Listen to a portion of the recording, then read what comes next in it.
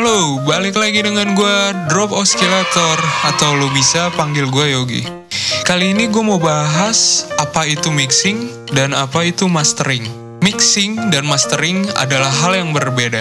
Banyak produser muda yang masih baru dalam industri musik tidak mengerti secara pasti apa itu mixing dan mastering.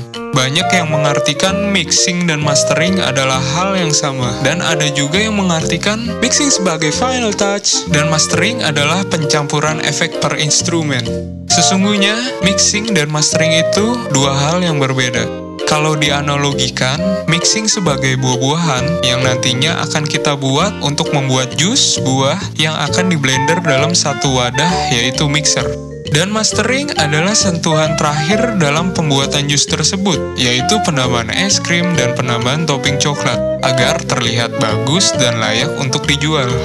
Namun, banyak produser muda yang menyalahkan hasil masteringnya lah penentu dari segala kualitas lagu. Itu adalah persepsi yang salah besar. Bagaimana kita bisa menyalahkan jus buah yang tidak enak gara-gara es krim dan topping coklatnya? Padahal yang harus dipertanyakan adalah pencampuran buahnya ke dalam mixer tersebut. Apakah pencampuran buahnya tepat? Tidak mungkin buah apel dicampur dengan salak dan sedikit tambahan buah kedondong ke dalam mixer menjadi hasil yang enak. Tetapi ada juga pencampurannya sudah tepat, namun hasilnya tetap tidak enak. Yang disalahkan adalah pencampuran tersebut apakah dicampurkan gula dan beberapa krim susu. Namun penambahan gula juga harus sesuai dengan kapasitasnya agar hasilnya pun tidak terlalu manis. Nah, begitulah kira-kira kalau mixing dan mastering dianalogikan sebagai jus buah. Yang paling dominan menentukan sebuah lagu agar enak didengar adalah hasil mixingnya. Mixing itu hanya mempunyai dua metode, yaitu satu, main FX, dan kedua adalah auditional FX. Main FX.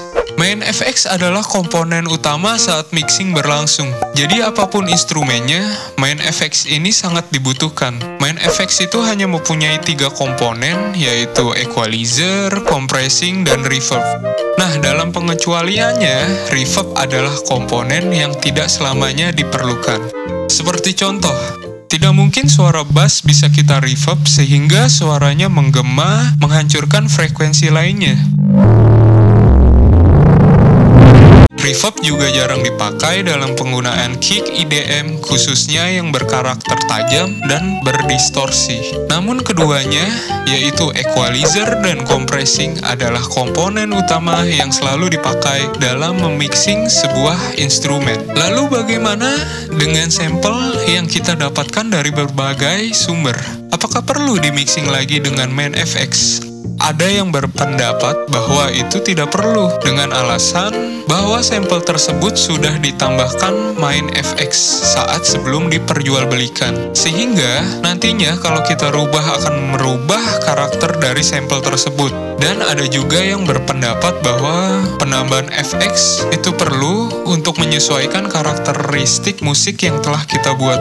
Keduanya tidak salah, hanya saja kalau sampel tersebut bisa lebih dimaksimalkan dengan penambahan main FX sesuai dengan karakter musik yang kita buat, kenapa tidak?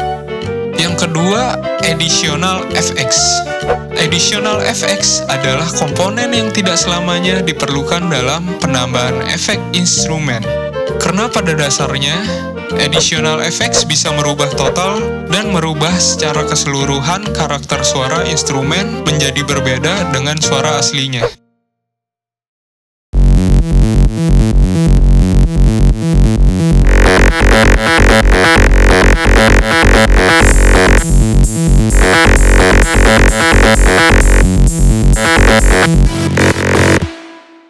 Kalau dalam FL Studio, contoh additional effects itu seperti vocodex, pitcher, wave saver, flanger, phaser, gross beat, effector, dan lain-lainnya.